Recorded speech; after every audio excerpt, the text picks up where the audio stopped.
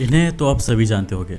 यह है अभिनव अरोड़ा, जो है 9 साल के, जो एक स्पिरिचुअल कंटेंट क्रिएटर है दिल्ली से। आज की डिजिटल दुनिया में आवाज़ें तेज़ी से उठती है और गिरती है, लेकिन कुछ आवाज़ें ऐसी होती है जो दूसरे से ज़्यादा चुप कराई दी जाती है। नमस्ते और स्वागत है आपका हिंदू सत्व में, जहां हम इतिहास, विज्ञान और आधुनिक दुनिया में हो रही वास्तविकताओं पर चर्चा करते हैं। आज हम एक ऐसे मुद्दे पर बात करने जा रहे हैं जो बहुतों के दिलों में सवाल पैदा कर रहा है। कुछ आवाज़ों को क्यों चुप करा दिया जाता है जबकि अन्य की प्रशंसा की जाती है? क्यों कुछ का मजाक उड़ाया जाता है और कुछ को बिना रोके टोके समर्थन दिया जाता है?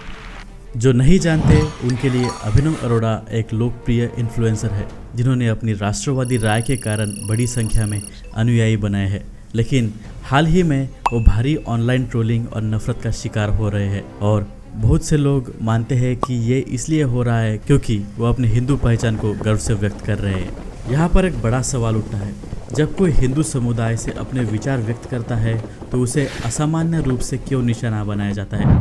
क्या ये सिर्फ अभिनव अरोड़ा के साथ हो रहा है या हमने इससे पहले भी कहीं देखा है? अब एक ब्रॉड माइंड से देखिए, जब अन्य धर्म के समुदाय, चाहे वो क्रिश्चियन हो या मुस्लिम हो, वे प्रभावशाली लोग अपने धार्मिक गर्व को व्यक्त करते हैं तो उन्हें अक्सर समर्थन और सराहना मिलती है। उनके धार्मिक अभ्यासों को व्यक्तिगत विकल्प समझा जाता है जो सम्मान के योग्य है। कई युवा दूसरे धर्मों के लोग गर्व से अपने धार्मिक प्रतीक पहनते हैं, चाहे वो क्रॉस हो या हिजाब या पगड़ी। उन्हें बिना डर के अपने धर्म का पालन करने के लिए प्रोत्साहित किया जाता है, और ऐसा होना भी चाहिए। यह प्रतीक उनके पहचान का स्रोत है, न कि नफरत का कारण। लेकिन जब कोई अभिनव अरोड़ा जैसा व्यक्ति अपने हिंदू धर्म को अपनाते हैं तो उन्हें इतना विरोध क्यों सहना पड़ता है? आइए और एक एग्जाम्पल देखते हैं।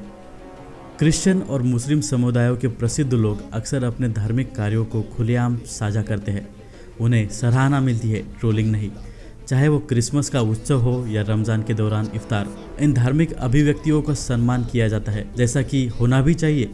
तो फिर जब अभिनव अरोड़ा जैसे लोग सनातन धर्म की बात करते हैं या पारंपरिक तरीके से दीपावली मनाते हैं तो उन पर इतना कठोर विरोध क्यों होता है? सोशल मीडिया पर आप देख सकते हैं कि जब कोई मुस्लिम सेलिब्रिटी रमज़ान के दौरान रोज़े की बात करता है या कोई ईसाई चर्च की तस्वीर शेयर करता है तो टिप्पणियां प्रशंसा और समर्थन से भरी होती है। वह एक सकारात्मक और उत्साहजनक माहौल होता है। लेकिन जब कोई अभिनव अरोड़ा जैसे व्यक्ति अपने हिंदू धर्म की बात करता है या कोई पारंपरिक पूजा पाठ या उत्सव साझा करता है तो उन्हें नफरत का सामना क्यों करना पड़ता है? ये हिपोक्रेसी क्यों?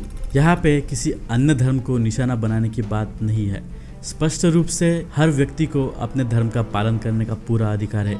लेकिन यहाँ पे सवाल ये है, जब अन्य धर्मों के लोग अपने विश्वासों को गर्व से व्यक्त करते हैं और सराहे जाते हैं तो हिंदू समुदाय के साथ ऐसा क्यों नहीं होता? आखिर अभिनव अरोड़ा जैसे लोग ही क्यों निशाना बनाए जाते हैं? हमें इस पर सवाल उठाना होगा। क्या हिंदू आवाज़ों को चुप कराने का एक सोचा समझा प्रयास है, या कहीं गहरे में कोई पूर्वाग्रह है जो हिंदू पहचान को उसी सम्मान से नहीं देख पाता जो अन्य समुदायों को मिलता है? क्या यह संभव है कि जब कोई हिंदू गर्व से अपनी पहचान की बात करता है तो उसे जानबूझकर राजनीतिक या विभाजनकारी बना दिया जाता है, जबकि अन्य धर्म के लोग अपने पहचान को गर्व से व्यक्त करते हैं? कई हिंदू आवाज़ों को संभल कर चलना पड़ता है।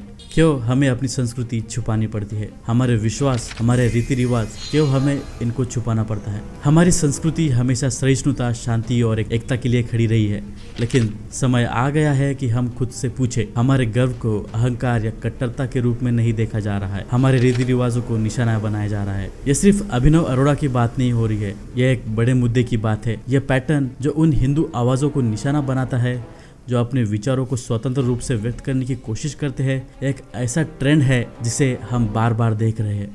सोशल मीडिया से लेकर मुख्य धार के मीडिया तक ऐसा नैरेटिव बन रहा है जो गर्व से अपनी हिंदू पहचान को व्यक्त करने को खतरनाक बनाता जा रहा है। तो हम फिर से पूछते हैं, क्यों? क्या यह सच में सोची समझी साजिश है ताकि हिंदू गर्व को दबाया जा सके? और अगर ऐसा है तो इसे मीडिया द्वारा क्यों नहीं उजागर किया जा रहा है? अभिनव अरोड़ा का मामला सिर्फ उनका नहीं है, यह हमारे पूरे समुदाय का मामला है। अगर आज उनकी आवाज़ को दबा दिया जाता है तो कल किसकी बारी है? ये आप भी हो सकते हैं या मैं भी। हमें एक समुदाय के रूप में एकजुट होना होगा, नफरत के साथ नहीं बल्कि एकता और दृढ़ता के साथ। हमें दिखाना होगा कि हिंदू गर्व कोई खतरा नहीं है, बल्कि हमारे समृद्ध और विविध संस्कृति का उत्सव है। हमें यह भी समझना होगा कि हर धर्म का सम्मान होना चाहिए, लेकिन सम्मान एक तरफा नहीं होना चाहिए। हिंदू समुदाय को भी अपनी सांस्कृतिक गर्व को बिना किसी डर के व्यक्त करने की स्वतंत्रता होनी चाहिए। जय हिंद।